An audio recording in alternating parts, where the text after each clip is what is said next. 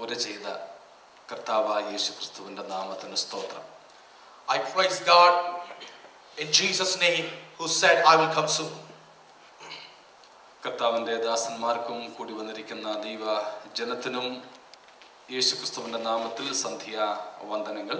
I greet each one of you, especially the servants of God and all the believers over here, in the sweet name of Jesus.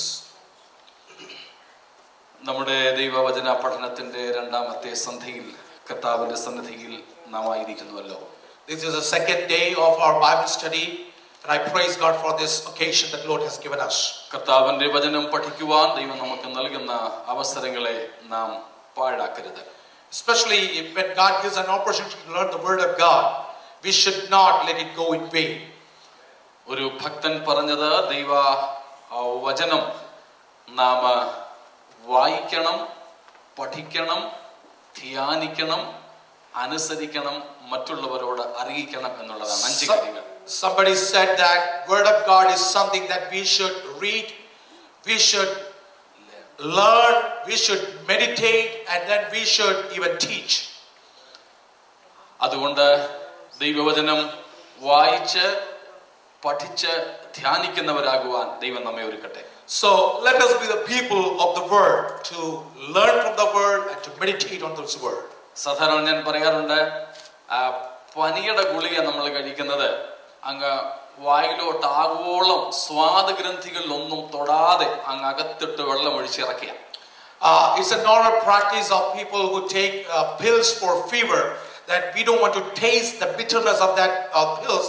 We will try to put it as deep as in our mouth so that we can swallow it.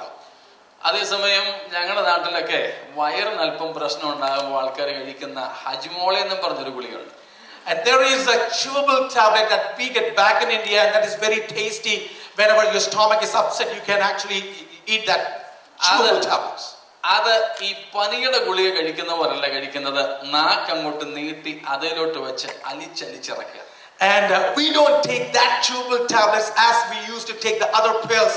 We will keep that on our tongue and allow all the taste bud to go through that, and will taste those chewable tablets. അത് അലിഞ്ഞു തീർന്നാലും ശരി, ഇങ്ങനെ അതിന്റെ സ്വാദം ഇങ്ങനെ നക്കിക്കൊണ്ടിരിക്കും. And we will take its taste, we will try to enjoy the taste even after when we have already done with the chewable tablets. ദൈവവചനം നാം ധ്യാനിക്കേണ്ടതും ആസ്വദിക്കേണ്ടതും ഇതുപോലെയാണ്. And this is how we should meditate the word of God. We should enjoy the word of God. അതുകൊണ്ടാണ് 1-ാം സങ്കീർത്തനത്തിൽ തന്നെ പറഞ്ഞിരിക്കുന്നത്, യഹോവയുടെ ന്യായപ്രമാണത്തിൽ രാപ്പകൽ ധ്യാനിക്കുന്നവൻ ഭാഗ്യവാൻ. And that's the reason in Bible, in Psalms chapter 1 says that blessed are those who meditate upon the word of God day and night. ആ കർത്താവിന്റെ വചനം നമ്മുടെ സന്തോഷമായി തീരട്ടെ എന്ന് ഞാൻ പ്രാർത്ഥിക്കുന്നു. And I pray that all these learnings and meditation may be a blessing for each one of us. നാം പഠിച്ചു വരുന്ന വിഷയത്തിലേക്ക് പെട്ടെന്ന് തന്നെ നമ്മുടെ ശ്രദ്ധയെ കൊണ്ടുപോകും. Let's go into the same portion that we were actually learning. കർത്താവായ യേശുക്രിസ്തുവിന്റെ മടങ്ങിവരവും അതിനോട് അനുബന്ധമായ സംഭവങ്ങളുമാണ് നാം ചിന്തിക്കുന്നത്. We are thinking about the advent of Jesus Christ and related signs to that end times. നാം കഴിഞ്ഞ ദിവസം പറഞ്ഞു നിർത്തിയിടത്തു നിന്നും തുടങ്ങുവാൻ ആഗ്രഹിക്കുന്നു. I want to start from where actually we stopped last day. നാം നിർത്തിയത് യേശുക്രിസ്തുവിന്റെ വരവുമായിട്ട് ഉള്ള ബന്ധത്തിൽ പൊതുവെ അംഗീകരിക്കപ്പെട്ടിട്ടുള്ള കാലക്രമ അനുസരിച്ചുള്ള ഒരു സംഭവ ക്രമങ്ങളാണ്. Regarding the coming of Jesus Christ, we stopped where we actually studied about the chronological order of Jesus Christ, or the coming of Jesus Christ. ക്രിസ്തുവിന്റെ വരവുമായി ബന്ധപ്പെട്ട് ഏകദേശം 27 കൂട്ടം കാര്യങ്ങളാണ് നാം ചിന്തിക്കുന്നത്. Almost like 27 things are related to what Christ is coming on. യേശുക്രിസ്തുവിന്റെ വരവുമായി ബന്ധപ്പെട്ടുള്ള സംഭവ പരമ്പരകളാണല്ലോ നാം ചിന്തിക്കുന്നത്. And we are studying about those events in a chronological order, how the things will be there when Christ comes. നാം ആദ്യം കണ്ടത് ഇപ്പോൾ സഭാ കാലയളവാണ് നടന്നുകൊണ്ടിരിക്കുന്നത്. And the first thing that we saw was this is the age of church. ഈ സഭാ കാലയളവിന്റെ ഒടുവിലായി കർത്താവായ യേശുക്രിസ്തു മേഘങ്ങളിൽ വെളിപ്പെടും. And at the end of church age, Christ will appear on clouds. യേശുക്രിസ്തു മേഘങ്ങളിൽ വരുന്നതാണ് ദൈവസഭയുടെ പ്രത്യാശ. So Christ will appear on clouds, and that is the greatest hope that a Christian has. അതാണ് ഭാവികാല സംഭവങ്ങളുടെ താക്കോൽ എന്ന് പറയുന്നത്. And that is what we say about the keys of the things that is going to happen in near future. അപ്പോൾ അതാണ് ഒന്നാമത്തെ സംഭവം. And that is the first thing that will happen. അങ്ങനെ കർത്താവ് മേഘങ്ങളിൽ വരുമ്പോൾ നടക്കുന്ന അടുത്ത സംഭവമാണ് സഭയുടെ ഉൽപ്രാവണം. And when Christ will appear on clouds, the second thing that will happen is the rapture of church. ഉൽപ്രാവണത്തിൽ രണ്ട് കാര്യങ്ങൾ നടക്കുന്നതായി നാം കണ്ടു. And we know that there are two things that will happen while the church is going to rapture. ഒന്ന് മരിച്ച വിശുദ്ധന്മാരുടെ ഉയർപ്പ്, രണ്ട് ജീവനോടെ ശേഷിക്കുന്ന വിശുദ്ധന്മാരുടെ രൂപാന്തരം. First thing is about the resurrection of the dead saints who are dead, and second thing the transformation of the saints who are alive. അതിനുശേഷം കർത്താവിന്റെ സന്നിധിയിൽ വിശുദ്ധന്മാരുടെ പ്രതിഫല വിഭജനം എന്ന ന്യായവിധി. And the next step is, while we are on clouds, that is judgment of the saints, where actually the rewards of saints are being given during that time. പിന്നീട് നാം കണ്ടതാണ് കുഞ്ഞാടിന്റെ കല്യാണം. And thereafter we saw about the marriage of the Lamb. യേശുക്രിസ്തുവും ദൈവസഭയും തമ്മിൽ പിരിയ ബന്ധത്തിലേക്ക് പ്രവേശിക്കുന്ന ആനന്ദകരമായ അനുഭവം. And that is a great time when Jesus Christ and church come together for a blessed union. അതേസമയം തന്നെ ഭൂമിയിൽ 7 വർഷത്തെ പീഡന കാലയളവായിരിക്കും. And during that time when we are church and Christ is on air, on the face of earth we can see 7 years of tribulation that is going on. അതിനോട് ചേർന്ന് നാം കണ്ടതാണ് എതിർക്രിസ്തുവിന്റെ വെളിപ്പെടലും 10 രാഷ്ട്രങ്ങളുടെ സംഘടന വെളിപ്പെട്ട് എതിർക്രിസ്തുവുമായി ഒരുമിച്ച് ചേർന്ന് ലോകം ഭരിക്കുന്നത്. And during the time of tribulation, the appearance of Antichrist and the confederation of 10 kingdoms that we actually discussed on this. എതിർക്രിസ്തുവിന്റെ 7 വർഷ ഭരണകാലത്തിന്റെ ആദ്യ ഭാഗം, ആദ്യത്തെ 3.5 വർഷം ഭൂമിയിൽ ദൈവം അയച്ചിട്ട് ശുശ്രൂഷിക്കുന്ന 2 സാക്ഷികളുടെ ശുശ്രൂഷ നാം കണ്ടു. During the 7 years of tribulation period, when actually Antichrist is reigning over this earth, and the first half, that is 3.5 years of the first half, we can see 2 witnesses that comes in between, and they will preach Christ. അതാണ് നാം വെളിപ്പാട് പുസ്തകം 11-ാം അധ്യായത്തിൽ കാണുന്നത്. And we see this in Revelation chapter number 11. അതേ തുടർന്ന് 12-ാം അധ്യായത്തിൽ നാം കാണുന്ന മീഖായേലും സാത്താനും തമ്മിലുള്ള യുദ്ധം. And then in chapter 12 we can see there is a battle between Michael and Satan that is happening in midair. അതിനിടയിൽ ചോദിക്കട്ടെ, സാത്താന്റെ പ്രധാനപ്പെട്ട 2 പേരുകളാണ്, ഒന്ന് സാത്താൻ എന്നും ഒന്ന് പിശാചെന്നും. There are 2 important names of Satan. We say that Satan and devil. രണ്ടിന്റെ അർത്ഥവും വ്യത്യാസം അറിയാമോ? Do you know the difference of these names? സാത്താൻ എന്ന് പറഞ്ഞാൽ അതിന്റെ അർത്ഥം എന്താ? What is the meaning of Satan?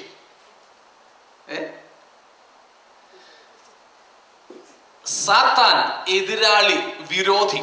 He is the opponent. He is the rival. Satan means rival, who is opponent.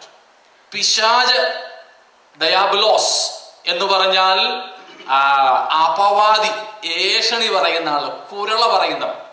And the other name is devil, that means who says bad about others. അതുകൊണ്ട് ഞാൻ ഇടയ്ക്ക് പറയാറുണ്ട്, ദൈവിക വിഷയങ്ങളെ എതിർക്കുന്നവരും ആൾക്കാരെ കുറിച്ച് ഏഷണി പറഞ്ഞ് നടക്കുന്നവരും സാത്താനെന്നൊന്നും വിളിച്ചേക്കരുത്, daddy എന്നേ വിളിക്കാവൂ. So I just want to remind for those people who are rivals and opponent of church or the godly things, or people who say bad things about others, they should not call Satan as Satan, but they have a good thing to call. They can call us daddy. കാരണം ഈ സ്വഭാവമൊക്കെ അവന്റെ വകയെ, അവന്റെ product. Because these characters are the characters of Satan. അങ്ങനെ ആ പിശാചിനെ ഭൂമി കൊണ്ട് പരിമിതപ്പെടുത്തുന്നതാണ് ആ. At the end of the battle, the mid-air battle, we can see Satan is limited only to earth after that. പിന്നീട് നാം കണ്ടത് വെളിപ്പാട് 13-ാം അധ്യായത്തിൽ കാണുന്ന അടുത്ത സംഭവമാണ് ഈ സാത്താൻ എതിർ ക്രിസ്തുവിലേക്ക് പ്രവേശിക്കുന്നു. And in chapter number 13 of the book of Revelation, we can see that Satan is entering into Antichrist, or he is possessing over Antichrist. അതുകൊണ്ട് പീഡനകാലം മഹാപീഡനകാലമായി മാറുന്നു. എതിർ ക്രിസ്തു ഭയങ്കര ക്രൂരനായി തീരുന്നു. And that is almost the end of 3.5 years that happens, and that is the reason after that the tribulation becomes great tribulation. The later part of this tribulation. പിന്നീട് നാം കണ്ടതാണ് 17-ാം അധ്യായത്തിൽ വെളിപ്പാട് 17-ൽ കാണുന്ന ലോക മതത്തെ ദൈവം ന്യായം വിധിക്കുന്ന സംഭവം. In chapter number 17 of the book of Revelation, we can see the judgment of religious Babylon. 9-ാമതായി നാം കണ്ടത്, അല്ലെങ്കിൽ 18-ാം അധ്യായത്തിൽ നാം കണ്ടതാണ് ലോക സമ്പദ് വ്യവസ്ഥയെ ദൈവം ന്യായം വിധിക്കുന്നത്. And in Revelation chapter 18, we already discussed on this, that there is the destruction of whole world economic system.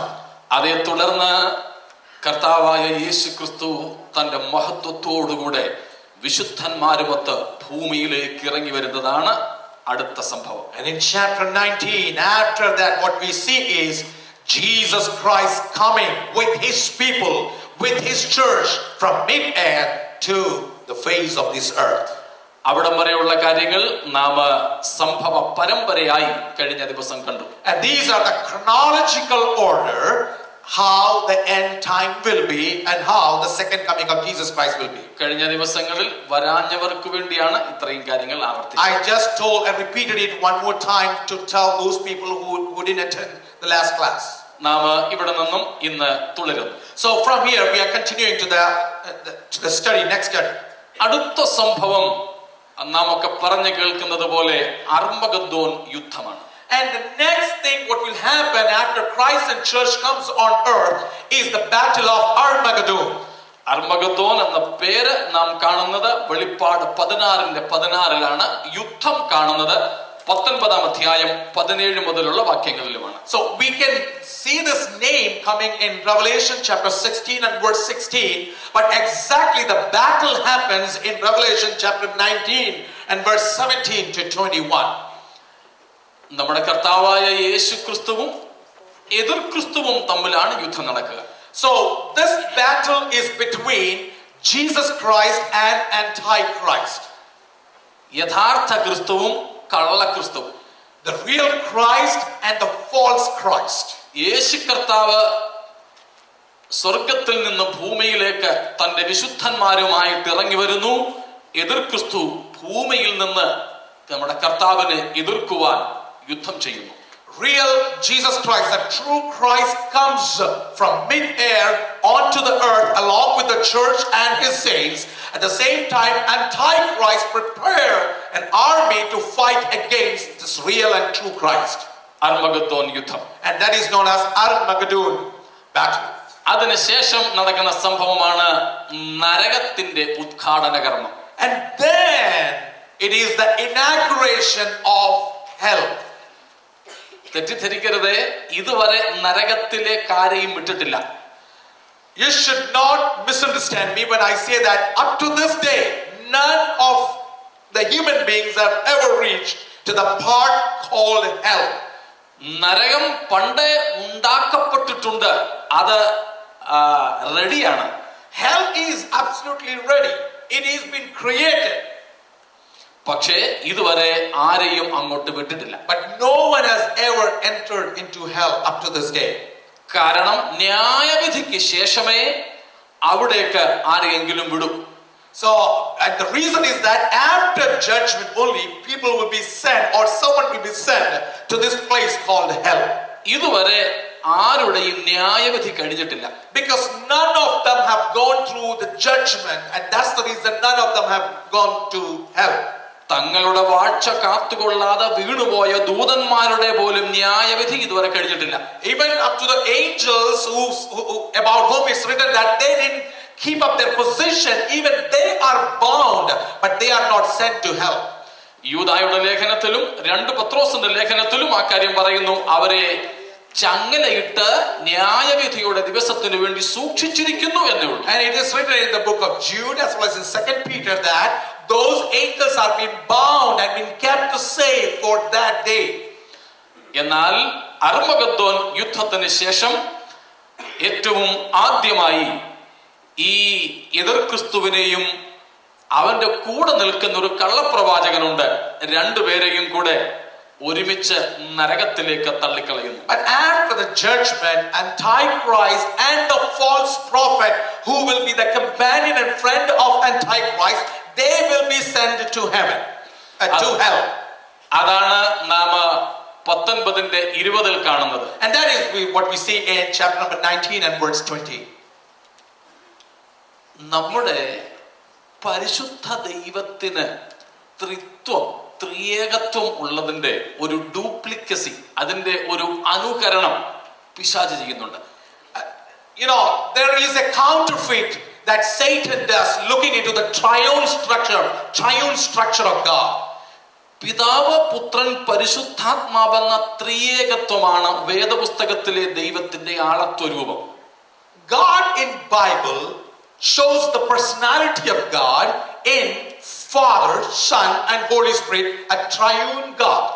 അതിനെ വ്യാജമായി അനുകരിക്കുവാൻ ശ്രമിക്കുന്ന പിശാചിനും 3 രൂപങ്ങൾ കാണാം. So when devil makes a counterfeit for this triune God, he also makes 3 images for himself. സാത്താന്യ തൃത്വം എന്നാണ് സാധാരണ വേദ പഠിതാക്കൾ അതിന് പറയാറ്. The Theologians most often say about this is satanic trinity. പിശാച്, എതിർ ക്രിസ്തു, കള്ളപ്രവാചകൻ.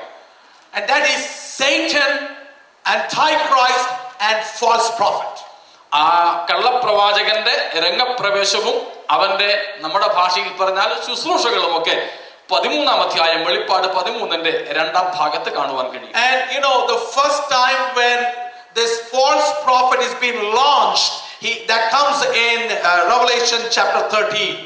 ഇവരെ രണ്ടുപേരെയും കൂടെ അർമഗദ്ദോൻ യുദ്ധത്തിന് ശേഷം നരകത്തിലേക്ക് ജീവനോടുകൂടെ തള്ളുന്നു. And after the battle of Armageddon, both of this, Antichrist and the false prophet, they both will be thrown into hell. അടുത്ത് നടക്കുന്ന സംഭവമാണ് സാത്താനെയും അവന്റെ ദൂതന്മാരെയും 1000 ആണ്ടേക്ക് ബന്ധിക്കുന്ന സംഭവം. And the next thing that happens is Satan and the angels are bound for 1000 years. അത് വെളിപ്പാട് 20-ന്റെ 1 തൊട്ട് 3 വരെയുള്ള വാക്യങ്ങളിൽ കാണാം. And that you can see that in Revelation chapter 20 and verse 1 to 3. അതാണ് ഞങ്ങൾ കഴിഞ്ഞ ദിവസം പറഞ്ഞത്. സാത്താൻ അടുത്ത പ്രാവശ്യം വന്ന് നിങ്ങളെ നിങ്ങളുടെ ഭൂതകാലം ഓർപ്പിക്കുമ്പോൾ അവനെ അവന്റെ ഭാവി കാലം ഓർപ്പിക്കണം. That's the reason why I told you in the last class that when Satan comes and reminds you about your past, remind him about his future. അതിന്റെ 2 പ്രധാന അധ്യായങ്ങൾ ഞാൻ പറഞ്ഞല്ലോ. വെളിപ്പാട് 12-ാം അധ്യായവും വെളിപ്പാട് 20-ാം അധ്യായവുമാണ്. And there are 2 chapters that are so important if you want to remember that, and that is in Revelation chapter 12 and chapter 20. ഈ 20-ാമത്തെ അധ്യായത്തിൽ സാത്താന് സംഭവിക്കുന്ന പ്രധാന 2 കാര്യങ്ങൾ എഴുതിയിട്ടുണ്ട്. And in chapter 20, 2 things that is going to happen with Satan is written over there. ഒന്ന്, 1000 ആണ്ടേക്ക് അവൻ ബന്ധിക്കപ്പെടുന്നു. First thing is that he has been bound for 1000 years. രണ്ടാമത് അവനെ എന്നേക്കുമായി നരകപ്പൊയ്കയിലേക്ക് തള്ളുന്നു. And second thing is that forever and ever he is being thrown into hell. അടുത്ത് നടക്കുന്ന സംഭവം Israel ജനത്തെ സാർവത്രികമായി ദൈവം എല്ലായിടത്തു നിന്നും ഒരുമിച്ച് ചേർത്ത് അവരെ അന്തിമമായി യഥാസ്ഥാനപ്പെടുത്തുന്ന പ്രക്രിയ. And the next thing that happens is that it's a universal collection of Israelites who are spread throughout the world. God will bring them together, and that will be the final restoration for Israelites or for the Jewish people. എതിർ ക്രിസ്തുവിന്റെ ഭരണകാലത്ത് Israel ജനം പല സ്ഥലങ്ങളിലേക്ക് വീണ്ടും പ്രാണരക്ഷാർത്ഥം ഓടിപ്പോകും. And during the time of Antichrist, Jews will be scattered again. In order to save their lives, they will go to different places and countries. ക്രിസ്തുവിന് മുമ്പ് 606-ൽ Israel ജനം അടിമകളായി പോയി. In 66 BC, we can see that Israelites were taken as captives. പിന്നീട് യേശുക്രിസ്തുവിന്റെ ജനനത്തിന് ശേഷം ഏതാണ്ട് 70-ലും 135 130-നടുത്തുള്ള കാലഘട്ടങ്ങളിലും Israel ലോകത്തിന്റെ 4 ഭാഗത്തേക്കും ചിതറിക്കപ്പെട്ടു. And again, if you look into history, after Jesus came into this world, that means AD in 75 and 135, we can see again Jews were scattered to different parts of the world. 1948 May മാസം 14-ാം തീയതി അവർക്ക് വീണ്ടും അവരുടെ രാഷ്ട്രം തിരികെ കിട്ടി. പിന്നെയും അന്ന് തൊട്ട് ഇന്ന് വരെ അവർ വീണ്ടും അവരുടെ ദേശത്തേക്ക് മടങ്ങി വന്നുകൊണ്ടിരിക്കുകയാണ്. On May 18, 1948, Israel was again formed as a country, as a nation, and people started moving back to this nation. എതിർ ക്രിസ്തുവിന്റെ ഭരണത്തിന്റെ 2-ാം ഭാഗത്ത് വരുമ്പോൾ ഇവർ വീണ്ടും അവരുടെ നഗരം വിട്ട് അങ്ങുമിങ്ങും ചിതറും. And the second half of Antichrist reign, that is the next 3.5 years of tribulation time, that will be the time when Jews will again scatter out from the nation. പ്രത്യേകിച്ച് ഇസ്രായേലിൽ ദൈവം ചില മുദ്രിതരായ വ്യക്തികളെ മുദ്രയിട്ട് എതിർ ക്രിസ്തുവിന്റെ കയ്യിൽ നിന്നും മാറ്റി നിർത്തും, സംരക്ഷിച്ചു നിർത്തും. And even we can see that Christ is going to seal some of the Jews very specially so that God may keep them safe from the hands of Antichrist. എന്നാൽ നമ്മുടെ കർത്താവ് മടങ്ങി വരുന്ന സമയത്ത് ഈ ജനത്തെ, ഈ അങ്ങുമിങ്ങും കർത്താവ് പാർപ്പിച്ചിരുന്ന ഇസ്രായേലിനെ അന്തിമമായി ചേർക്കുന്ന ഒരു സംഭവമുണ്ട്. But during the end time, when Christ will come back, he will restore back that nation. He will bring all these Jews from different parts of the world, and they all will be coming together for a final restoration. യെശയ്യാവ് 63-ാം അധ്യായം നാം വായിക്കുമ്പോൾ ഒരു പ്രത്യേക ചോദ്യമുണ്ട്. In Isaiah chapter 63, if you read, there is a question there. ഏദോമിൽ നിന്ന് രക്താംബരം ധരിച്ചുകൊണ്ട് വരുന്നോരിവനാർ? Who are those who are coming from Edom, who are wearing this red scarf? അത് തന്നെയാണ് നാം വെളിപ്പാട് 19:15 തൊട്ട് കാണുന്നത്. And that is what we see in Revelation chapter 19 and verse 15. അവിടെ Israel ജനത്തെ ദൈവം വിടുവിക്കേണ്ടതിന് എതിർ ക്രിസ്തുവിനോടും അവന്റെ പാർട്ടിയോടും പ്രതികാരം ചെയ്യുന്ന ഒരു വസ്തുതയാണ് എഴുതിയിരിക്കുന്നത്. And that is what we see here, that Christ is going to take revenge upon this Antichrist and the false prophet. അതാണ് അടുത്ത സംഭവം. That is the next thing that is going to happen. അതിനുശേഷം നടക്കുന്നത് മഹാപീഡന കാലത്ത് കൊല്ലപ്പെട്ട വിശുദ്ധന്മാരുടെ ഉയർപ്പാണ്. And after this restoration happens, then the important thing happens is that the people or the saints who died during the time of tribulation, now it's a time of their resurrection. അത് വെളിപ്പാട് 20-4 തൊട്ട് 6 വരെയുള്ള ഭാഗങ്ങളാണ്. And that is in Revelation chapter 20 and verse 4 to 6. ഉയർപ്പിനെ കുറിച്ച് ഇടയ്ക്ക് ഞാനൊന്ന് പിന്നെ പറയാം. അതുകൊണ്ട് ഇപ്പോൾ ആ ഭാഗം ഞാൻ വിട്ടുവരും. I will tell you more about resurrection later. Let me go forward with the order of this chronological order.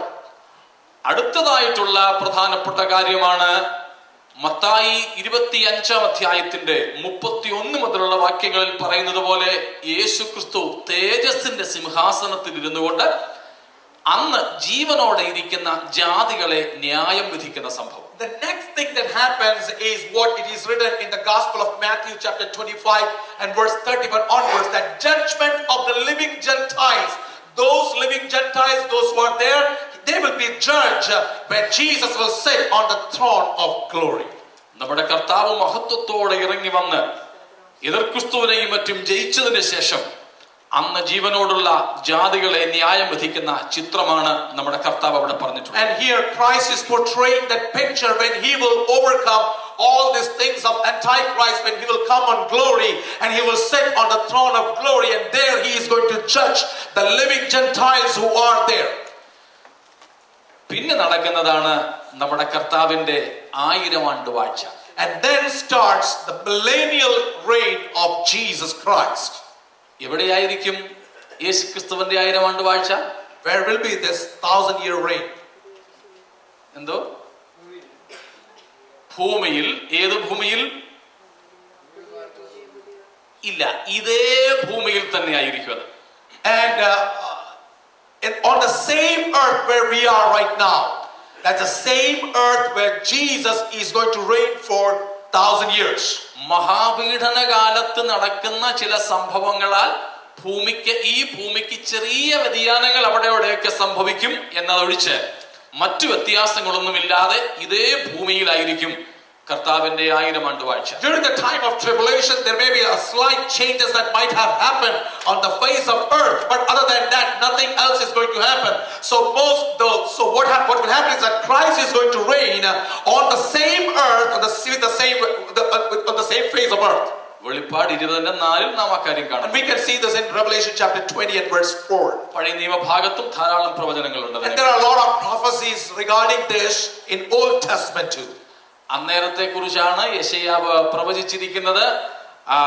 കുഞ്ഞുങ്ങളൊക്കെ സർപ്പത്തിന്റെ അണലിയുടെയൊക്കെ പോട്ടിൽ കൈയിടും, പക്ഷെങ്കിൽ അവർക്കൊരു ഹാനിയും ഉണ്ടാകില്ല. That is what Isaiah is talking about, that even children, when they will put their hands in the holes of snake or the scorpion, nothing is going to harm them. അത് ഇന്നത്തെ കാണുന്നും പറഞ്ഞ് ചിലരൊക്കെ പാമ്പിനെ എടുത്ത് കഴുത്തിലിട്ട് സഭാഹോളിലൊക്കെ പോകാറുണ്ട്. 1-2 ദിവസമൊക്കെ ചിലപ്പോൾ നടന്നിരിക്കും. പിന്നീട് നമ്മൾ വാർത്ത കേട്ടതാണ് അതേ പാമ്പ് അവരെ കടിച്ച് അവിടെ തന്നെ ചത്തു വീണത്. We might have heard about a lot of stories about people taking up snakes, saying that we have authority over these things and it won't harm us. But we have also heard about the story, the same snake might have bit them and they might have died. നമുക്ക് 1000 ആണ്ട് വാഴ്ചയെ കുറിച്ച് വലിയ പ്രത്യാശയൊക്കെ ഉള്ളവരാണോ? Do we have a great hope about this 1000-year reign or the millennium time? അത് നമുക്ക് വേണ്ടിയാണോ? Do you think that it's for us?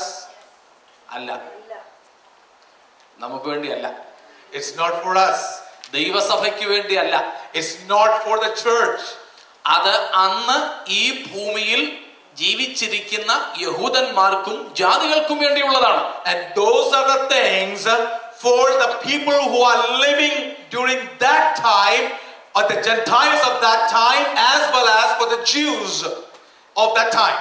ഞാൻ ഒരു വ്യക്തിയെ കുറിച്ച് കേട്ടു, നല്ല വീടും വലിയ വീടും ഒക്കെ കാണുമ്പോൾ കൈ ഉയർത്തി അവകാശം പറയും, ഒത്താൽ ചെന്ന് ഭിത്തികൾ തൊട്ട് അവകാശം പറയും. അവർ പ്രാർത്ഥിക്കുന്നില്ല, കർത്താവേ ഇന്ന് എനിക്കിത് കിട്ടിയില്ലെങ്കിലും 1000 ആണ്ട് വാഴ്ചയിൽ ഇതിനകത്ത് താമസിക്കാൻ കൃപ തരണേ. I heard about somebody who used to go and name and claim, and he will go to see big mansions and he will just lay hands and say that, Lord, even though if I won't get this in during this time, this year of my time, but I may get this during the time of millennial age.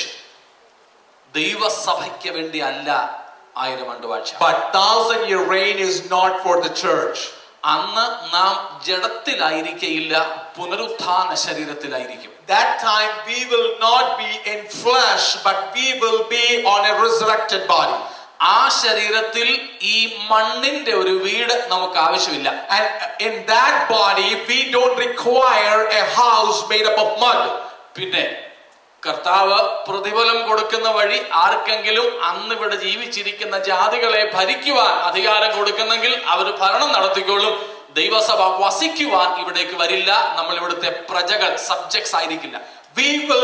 Church will not be the subjects during that time. Maybe Christ may appoint you to rule over people. You may rule them, but you will never be living on this earth or in some mansions during the millennial age. യേശു മഹോന്നതനെ എന്നുള്ളൊരു പാട്ട് നമ്മൾ പാടാറുണ്ട്. അതിലൊരു സ്റ്റാൻസായും ഇതിനെ സംബന്ധിച്ച് പാടും. ആ stanza പാടാതിരിക്കുക നല്ലത്. ഓക്കെ, അത് മലയാളികൾക്ക് വേണ്ടി മാത്രമുള്ളതാണ്, വിട്ടേക്കാം. അടുത്ത സംഭവമാണ് ഈ 1000 ആണ്ട് വാഴ്ചയ്ക്ക് ശേഷം സാത്താനെ അല്പകാലത്തേക്ക് അഴിച്ചുവിടുന്നത്. And after this millennial reign of Jesus Christ, Satan will be released for a few moments, for a little time. വെളിപ്പാട് 20:7 നമ്മൾ കാണുന്നുണ്ട്. And we can see this in Revelation chapter 20 and verse 7. അതായിരിക്കും സാത്താന് ദൈവത്തെയും ദൈവിക പദ്ധതികളെയും ജയിക്കാനുള്ള ഏറ്റവും അവസാനത്തെ അവസരം. That will be the last and final chance for Satan to go and fight against Christ and Christly things. പക്ഷേ അവിടെയും പിശാച് പരാജയപ്പെടും. But even then Satan will be defeated. അതാണ് അതിനോടനുബന്ധിച്ച് നടക്കുന്ന ഗോഗ് മാഗോഗ് യുദ്ധം. And that battle is known as Gog Magog. അതായിരിക്കും ഏറ്റവും ഒടുവിലത്തെ യുദ്ധം. And that will be the final battle. അപ്പോൾ തന്നെ ദൈവവും സാത്താനും തമ്മിൽ ഉള്ള നേരിട്ട ആദ്യത്തേതും ഏകവുമായ യുദ്ധവും അത് തന്നെയായിരിക്കും. And that will be the first and last battle between God and Satan. സാത്താനോട് ദൈവം ഇതുവരെ നേരിട്ട് ഇടപെട്ടിട്ടില്ല. See, in all those battles that we studied, actually we cannot see that God has ever been involved in that battle directly to Satan. എന്നാൽ മനുഷ്യരായ തന്റെ ഭക്തന്മാരിൽ കൂടെയാണ് പിശാചിനെ ദൈവം ഇത്രയും നാളും In പരാജയപ്പെടുത്തിയത്. all those battles, God defeated Satan using the saints of God. ഇങ്ങേയറ്റം കാൽവറിയിൽ പോലും പിശാചിന്റെ തലയെ തകർത്തത് യേശു ക്രിസ്തുവിന്റെ മനുഷ്യ ജന്മത്തിലൂടെയാണ്, മനുഷ്യനായ ക്രിസ്തുവിലൂടെ. Even Satan was destroyed on the cross of Calvary just because of Jesus' advent in flesh. എന്നാൽ ഇത് അന്തിമമായി ഉള്ള യുദ്ധം നേരിട്ട് ക്രിസ്തു പിശാചുമായി യുദ്ധം ചെയ്യുകയാണ്. And this is the final battle where God is fighting against Satan. അതോടുകൂടെ പിശാചിനെയും എന്നേക്കുമായുള്ള ശിക്ഷാവിധിയിൽ അകപ്പെടുത്തുന്നു. And that is the final judgment of Satan and his angels. അത് വെളിപ്പാട് 20-ന്റെ 10-ാം വാക്യത്തിൽ. And that we can see in Revelation chapter 20 and verse 10. സാത്താനും നരകത്തിൽ തള്ളപ്പെട്ട ശേഷം അവൻ സ്വതന്ത്രനല്ല, അവൻ അവിടെ ശിക്ഷാവിധിയിലാണ്. And when Satan is being thrown into hell, he is not free there. He is in bondage. He is in condemnation. അതിനുശേഷം നടക്കുന്ന പ്രധാന സംഭവമാണ് മരിച്ചവരുടെ ഉയർത്തെഴുന്നേൽപ്പ്. And then that is an important thing that is happening over there is resurrection of the dead. മരിച്ച സകലരും ഉയർക്കും. All the dead people will rise up. വെളിപ്പാട് 20-ന്റെ 12-13 വാക്യങ്ങൾ. In Revelation chapter 20 verse 12 and 13 we see that. നാം കാത്തിരിക്കുന്നത് മരിച്ചവരുടെ ഉയർപ്പിന് വേണ്ടിയല്ല. We are not waiting for the resurrection of the dead. ആവർത്തിക്കുന്നു, നാം ദൈവസഭ വിശുദ്ധന്മാർ കാത്തിരിക്കുന്നത് മരിച്ചവരുടെ പുനരുത്ഥാനത്തിനു വേണ്ടിയല്ല. Let me remind you one more time. Church is not waiting for the resurrection of the dead. പിന്നെന്തിനു വേണ്ടിയാ? Then for what? എന്തോ ഉറച്ചു പറഞ്ഞോളൂ. മരിച്ചു പോയാലോ? അപ്പൊ ഏത് ഉയർപ്പത്? അതിന്റെ പേര് മരിച്ചവരുടെ ഇടയിൽ നിന്നുമുള്ള ഉയർത്തെഴുന്നേൽപ്പെന്ന്. Okay, what we are waiting for is the resurrection among the dead.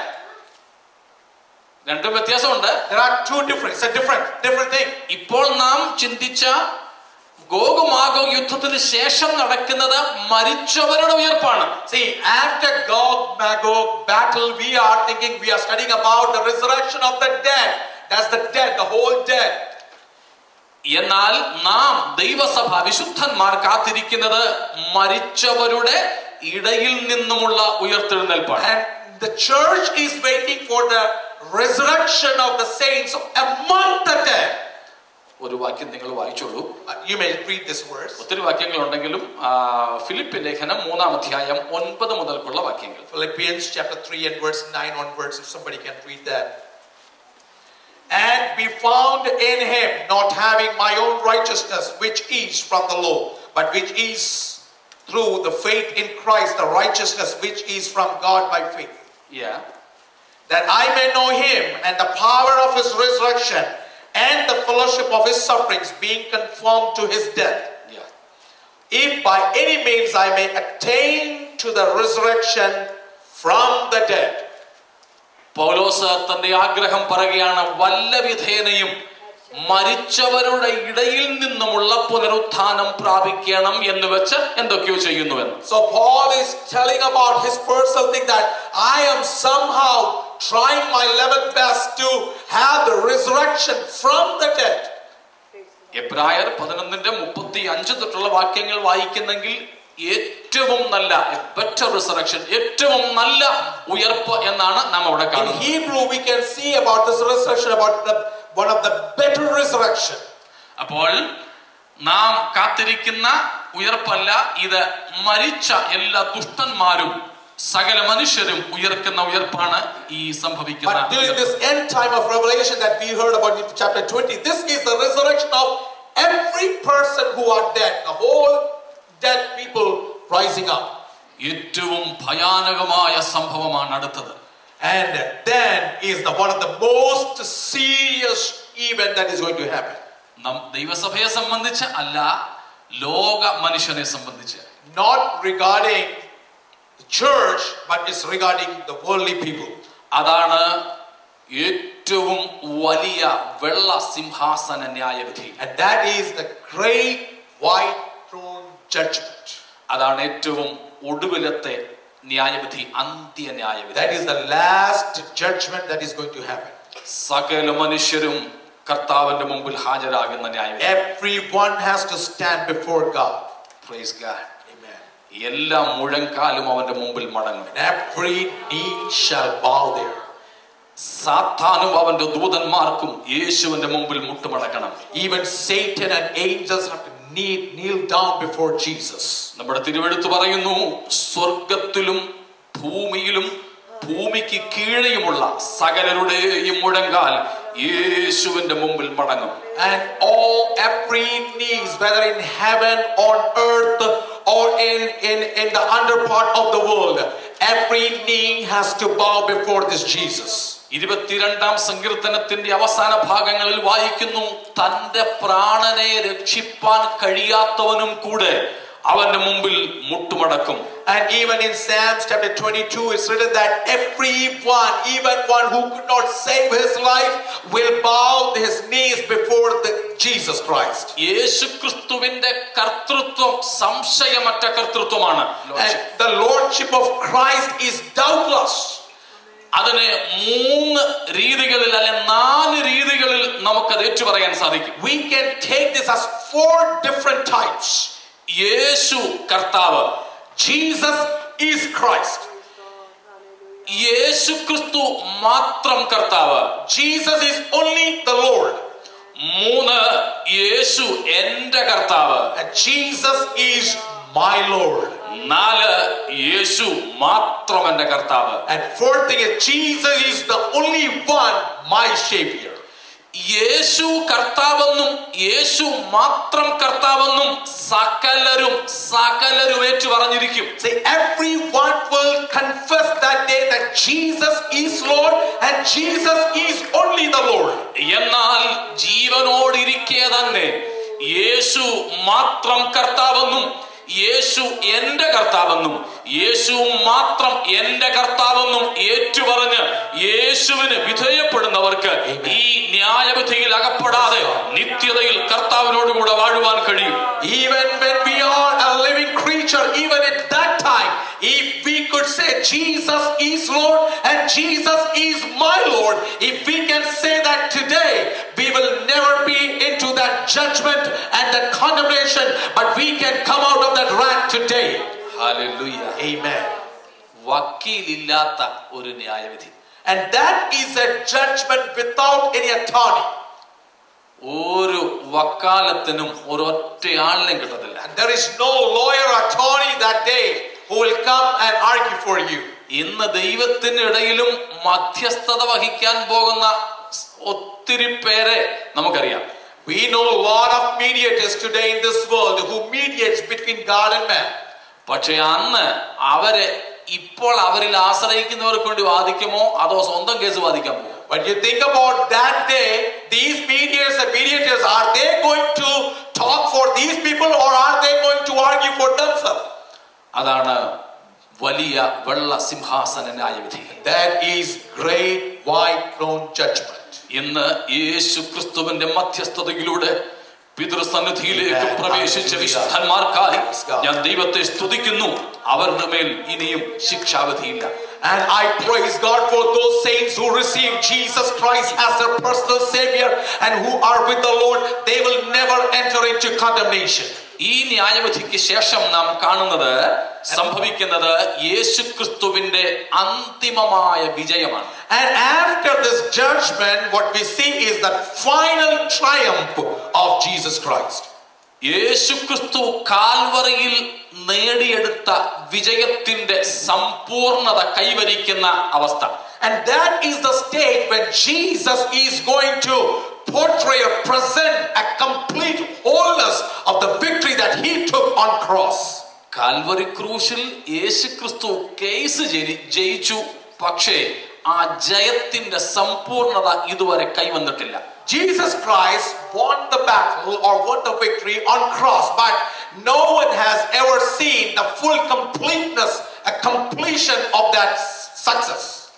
ഒരു ചോദ്യം ചോദിക്കട്ടെ, ഏറ്റവും ഒടുവിലായി ക്രിസ്തുവിന് കീഴ്പ്പെടുന്ന മാറിപ്പോകുന്ന ശത്രു ആരായിരിക്കും? You know what will be the last, who will be the last enemy who will be subject to Jesus Christ? മരണം. That is death. മരണം നീങ്ങുന്നതുവരെ, മരണം മരിക്കുന്നതുവരെ ക്രിസ്തു ക്രൂശിൽ ഏറ്റെടുത്ത വിജയിച്ച വിജയത്തിന്റെ ആഘോഷം നടക്കുന്നില്ല. Till the death won't pass away, because death is the last enemy. When that day comes, when death passes away, when death itself dies, that will be the final culmination of the glory of the success that we have seen on cross of Calvary. വെളിപ്പാട് 20:14 നാം കാണുന്നു, മരണത്തെയും പാതാളത്തെയും തീപ്പുകയിൽ തള്ളിയിട്ടു. And in Revelation chapter 20 and verse 14 we can see that even the death and Hades have been taken into hell. ഇതിനു ശേഷം നടക്കുന്ന സംഭവമാണ് ഈ ഭൂമിയുടെയും ആകാശത്തിന്റെയും ശുദ്ധീകരണം. And then it happens that a complete sanctification of heaven and earth. അഗ്നിയാൽ ഈ ഭൂമിയെ ശുദ്ധീകരിച്ച് പുതിയ ആകാശവും പുതിയ ഭൂമിയും കർത്താവ് സ്ഥാപിക്കുന്നു. And then it's written that Bible says that God is going to sanctify this earth with fire, and a new sky and a new earth is being created for us. വെളിപ്പാട് 21ന്റെ ആദ്യ വാക്യത്തിലാണ് നാം അത് കാണുക. And we can see that the renovation of heaven, new heaven and earth in Revelation chapter 21. അതോടുകൂടെ അവസാനത്തെ സംഭവത്തിനും കൂടെ നന്ദിയാകുകയാണ്. അതാണ് കാലമില്ലാത്ത കാലത്തിനൊരു തുടക്കം. And that is the last and final thing that is happening. Inauguration of timeless time eternity. നാം മലയാളത്തിൽ പാട്ട് പാടാറുണ്ടല്ലോ, കാലമെല്ലാം കഴിയും, ഇന്ന് കാൺമതെല്ലാം അഴിയും. കാലമില്ലാത്ത കാലത്തിലേക്ക് വിശുദ്ധന്മാർ ദൈവത്തോടുകൂടെ പ്രവേശിക്കും. We will enter into a place with Christ where there is no limitation of time. Beyond the time and space, we will enter into that eternity. കാലാതീതനായ ദൈവത്തോടുകൂടെ കാലമില്ലാത്ത കാലത്തിലേക്ക് മനുഷ്യൻ പ്രവേശിക്കുന്ന ആനന്ദകരമായ അന്തിമ വസ്തുതയാണ് നിത്യതയുടെ തുടക്കം. That is the last thing that is happening. Eternal God, who is an infinite God, and along with the infinite God, people get into an infinite place and age with an infinite eternity. ഇതാണ് നമ്മുടെ പ്രത്യാശ. This is our hope. സ്തോത്രം. Amen. 1000 ആണ്ട് കൊണ്ട് തൃപ്തിപ്പെടുന്നതല്ല. We are not satisfied with that millennial kingdom. ഇവിടെ കിട്ടുന്ന താൽക്കാലിക നന്മ കൊണ്ട് തൃപ്തിപ്പെടുന്നതല്ല. We are not the people who are satisfied with the small things and goodness that we see on the face of earth. ഇവിടെ കിട്ടുന്ന ചെറിയ സൗഖ്യത്തിൽ സന്തോഷിക്കുന്നവരല്ല നാം. We are not happy with this small healing that we get on this face of earth. അല്പകാലത്തേക്ക് നമുക്ക് ഇന്ന് കിട്ടുന്ന ശാരീരിക സൗഖ്യത്തെക്കാൾ ദൈവസഭ കാത്തിരിക്കുന്നത് രോഗത്തിന് അധീനപ്പെടാത്ത, മരണത്തിന് വിധേയപ്പെടാത്ത, അക്ഷയവും തേജസ്സുറ്റതുമായ ഒരു ശരീരം നിത്യതയിൽ കർത്താവിനോടുകൂടെ പ്രാപിക്കുമെന്ന്. Church should not anticipate for a momentary healing that you will look into your physical body, but let us look into that eternal glory where there is no sickness and there is no tears, and know that we will reach to that place. Let church anticipate that glorious time. അതാണ് പ്രിയരെ നമ്മുടെ പ്രത്യാശ. That is what our hope is. പഴയ നിയമത്തിൽ പോലും ഈ പ്രത്യാശ ഉണ്ടായിരുന്ന യോബ് പറഞ്ഞത്, എന്റെ ദൈവം മന്ദനെ സൗഖ്യമാക്കുമെന്നല്ല, മറിച്ച് അവൻ പറഞ്ഞത്, ഇങ്ങനെ ഞാൻ, സ്തോത്രം, എന്റെ ദേഹം ക്ഷയിച്ചാലും ഞാൻ മരിച്ചാലും എന്റെ വീണ്ടെടുപ്പുകാരൻ ഭൂമിമേൽ നിൽക്കും, അന്ന് ഞാൻ ദേഹസഹിതനായി അവനെ കാണും. Even in Old Testament, when nobody had this kind of visions, Job says in over there, even my body is decayed and I am completely fleshless, but my Redeemer lives and I will see him with eyes of faith on the day of glory. ആ പ്രത്യാശയോടെ നമുക്കും നമ്മുടെ ജീവിതം കഴിക്കാം. Let us have that hope and that great hope, and let us live a life worth for Christ. Praise the Lord. Amen. ആ പ്രത്യാശയുടെ 3 തലങ്ങൾ ഞാൻ പെട്ടെന്ന് തൊട്ടുവിട്ടിട്ട് അടുത്ത ഭാഗത്തേക്ക് പ്രവേശിക്കാം. I want to say the 3 realms of that great hope. I just will touch and we'll go back. ഈ 3 തലങ്ങളെക്കാൾ ചെറുതായിട്ടൊന്ന് ചിന്തിച്ചുകൂടാ. We cannot think something smaller than these 3 realms of hope. എന്താണത്? What are those? എന്തിനാ ജീവിക്കുന്നതെന്ന്? Why are we living? ഒരിടത്ത് ഞാൻ ചോദ്യം ചോദിച്ചു. One day I asked this question somewhere, പറഞ്ഞു തലേന്നോട് പറഞ്ഞു പാസ്റ്റർ ജനിച്ചു പോയി എന്തോ ചെയ്യാനാ. and somebody just said that, Pastor, already we are born, so we have to live. അത് പറഞ്ഞപ്പോ അടുത്തിരുന്ന ആള് പറഞ്ഞു പാസ്റ്റർ അത് മാത്രമല്ല ഇതുവരെ മരിച്ചതുമില്ല. And the other guy told that not only that, even we are not dead yet. അപ്പോൾ ജനിച്ചു പോയത് കൊണ്ടും മരിച്ചു പോകാഞ്ഞത് കൊണ്ടും ജീവിക്കുന്നവരല്ല നാം. We are not the people who live because we are born, or we didn't die yet. We are not that people. നമ്മുടെ ജീവിതത്തിന് ഒരു ലക്ഷ്യം.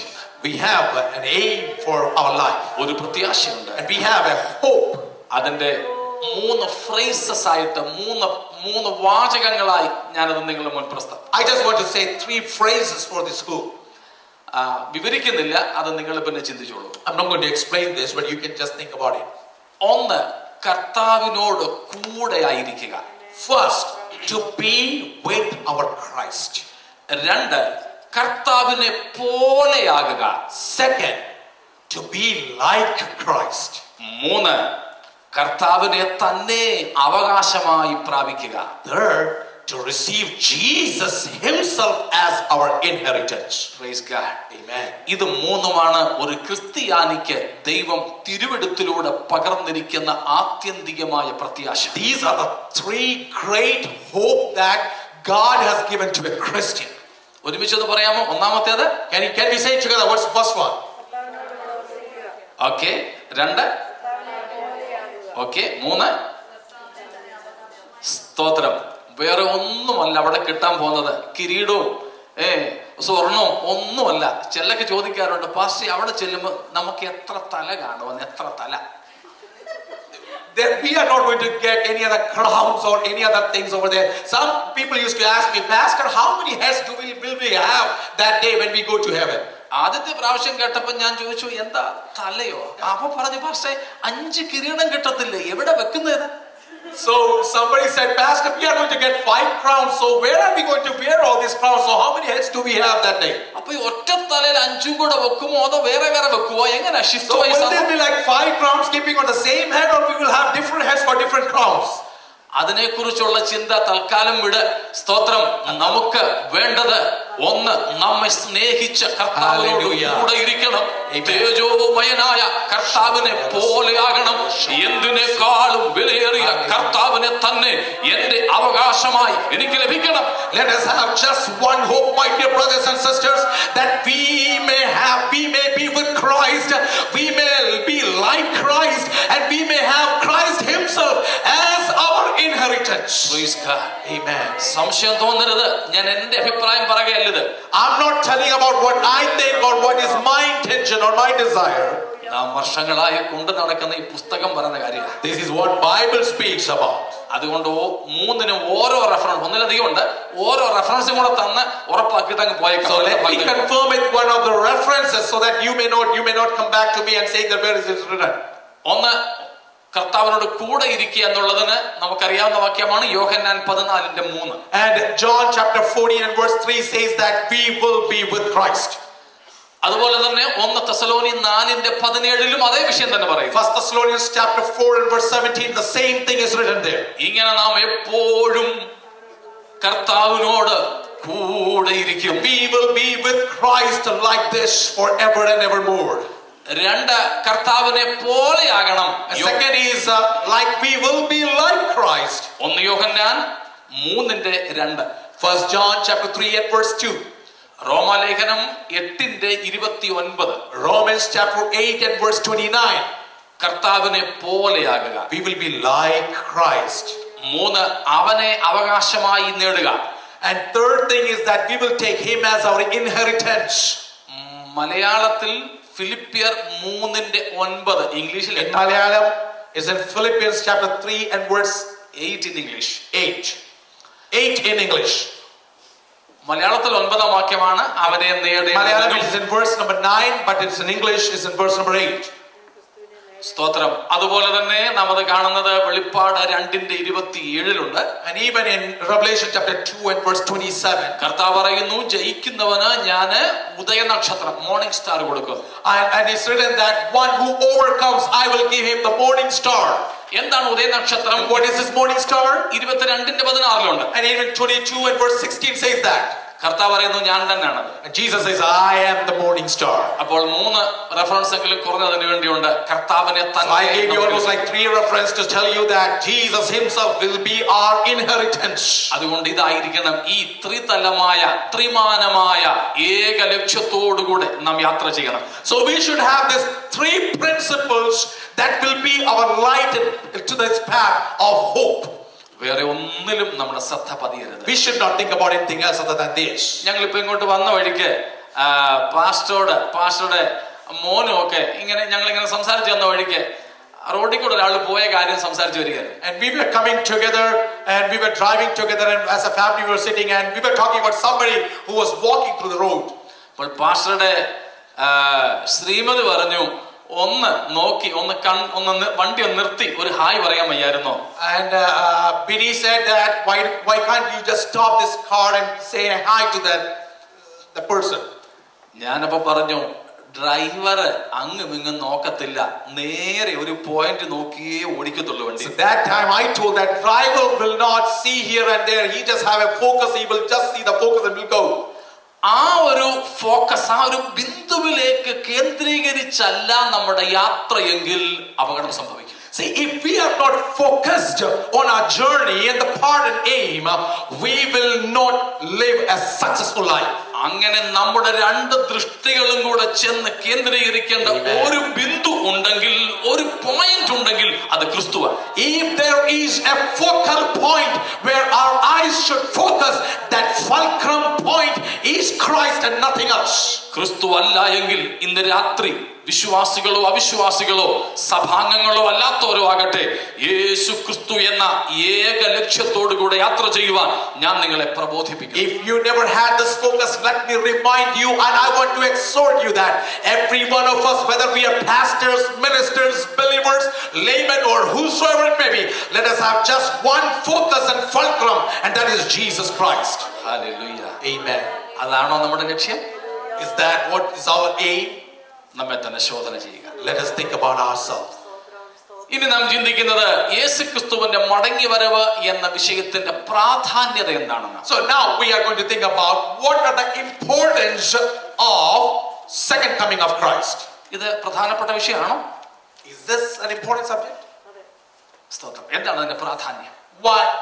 Why is this important? വേഗത്തിൽ ഞാൻ പറഞ്ഞു വിടാം. I would go fast to this. ഒരു പാപക്ഷമ പ്രാപിച്ചിട്ടില്ലാത്ത പാപിക്ക് രക്ഷ എന്നതാണ് ഏറ്റവും പ്രധാനപ്പെട്ട വിഷയം. One of the important things for a sinner who have never repented or never received a salvation is to receive salvation. എന്നാൽ പാപമോചനം പ്രാപിച്ച പാപിയെ സംബന്ധിച്ച് ഏറ്റവും പ്രധാനപ്പെട്ട വിഷയം രക്ഷകനായ യേശുക്രിസ്തുവിന്റെ മടങ്ങിവരവാണ്. So, but a different sinner who has already repented and have received the salvation, his ultimate aim is the second coming of Jesus Christ. പുതിയ നിയമത്തിലെ ഏറ്റവും പ്രധാനപ്പെട്ട ഉപദേശം ക്രിസ്തുവിന്റെ മടങ്ങിവരവാണ്. And one of the most important doctrine in New Testament is the return of Jesus Christ. ക്രിസ്തീയ പ്രത്യാശയുടെ കേന്ദ്ര ബിന്ദുവാണിത്. And this